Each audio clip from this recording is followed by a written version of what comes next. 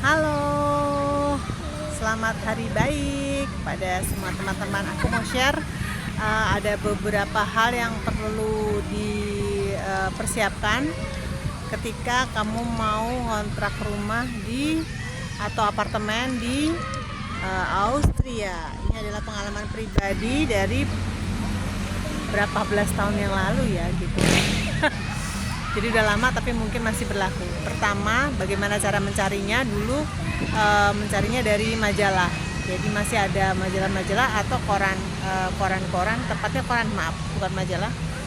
Ada koran yang gratis, ada koran yang berbayar. Nah, di dalam koran itu ada begitu banyak iklan-iklan. Nah, dari situ tuh saya lingkarin satu-satu. Jadi pencariannya cukup panjang, dan juga di internet juga di berbagai macam website ya, sampai lupa websitenya apa aja. Terus ada yang lebih detail lagi kalau di website ya, jadi kita bisa lebih memastikan itu seperti apa. Walaupun di website sudah terlihat detail, tapi tetap harus dicek di lokasi. Kadang-kadang di lokasi itu seperti yang saya ketemu, ternyata misalnya agak terlalu jauh dari mana-mana misalkan, atau terlalu rame nih, banyak orang lalu lalang.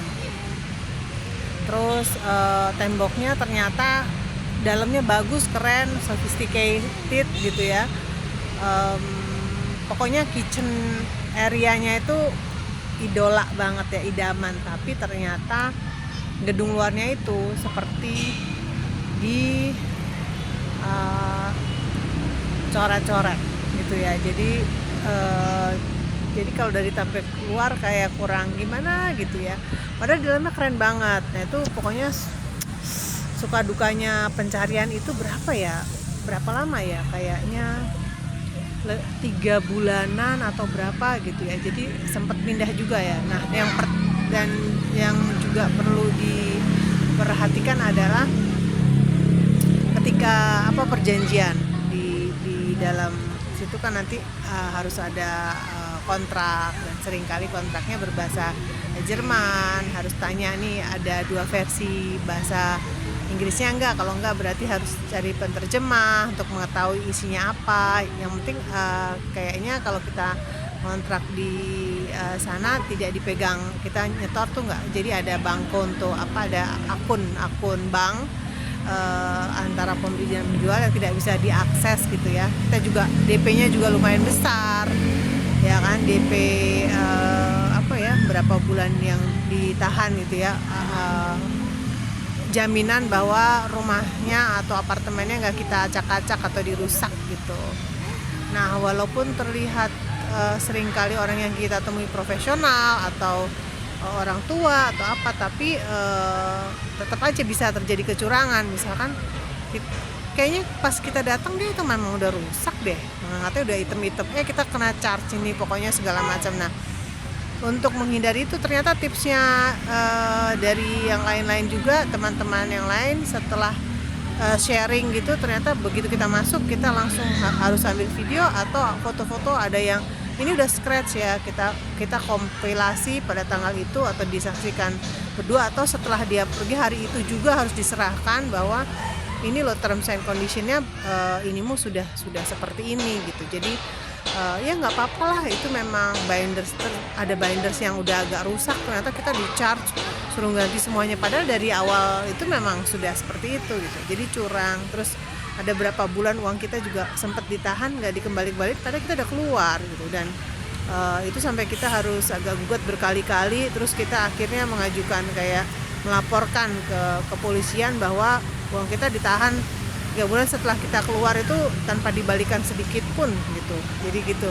Nah setelah dilaporkan secara resmi atau baru dia mau berkomunikasi, dijawab ininya ya, surat atau email atau SMS-nya. Tadinya kayak udah cuek aja tuh orang kemana. Terus dia juga masih curang ya, men-charge kita dengan berbagai macam hal. Totalnya kita kena charge itu mungkin sekitar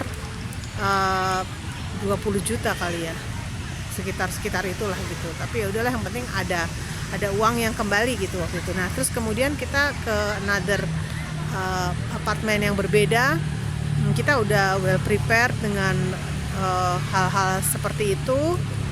Jadi begitu, oh ini kacanya udah ada retak gitu ya, kita foto ini retak udah dari awal datang. Oh ya nggak apa-apa, tapi kalau retaknya membesar atau apa bukan kita ya, ini udah ada retak loh gitu. Terus apalagi gitu ya, oh ini semua lantainya dari lapisan kayunya udah scratch all over gitu. Iya memang udah gitu. Apakah kita perlu foto ini gini? Enggak, itu sudah. Tapi kita take notes dan juga di dalam catatan kita menuliskan agar kita nggak terkena lagi masalah seperti yang sebelumnya.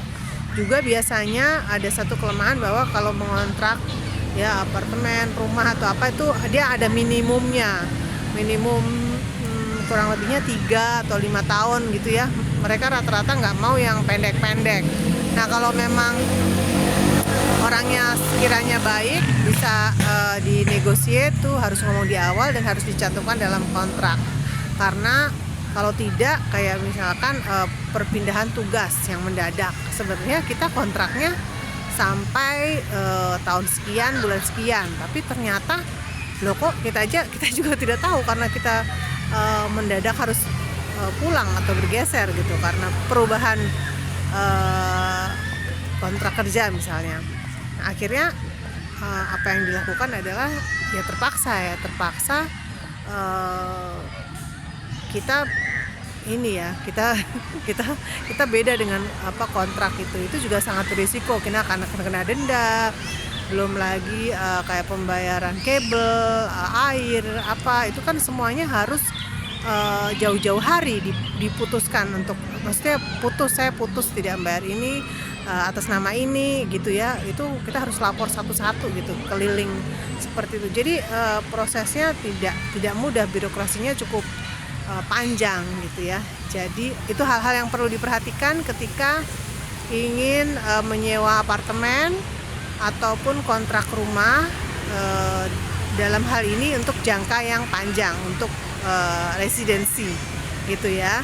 Semoga membantu. Sampai jumpa di informasi lainnya. Kalau ada usulan mau cerita atau info apa, komen di bawah ya. Have a nice day.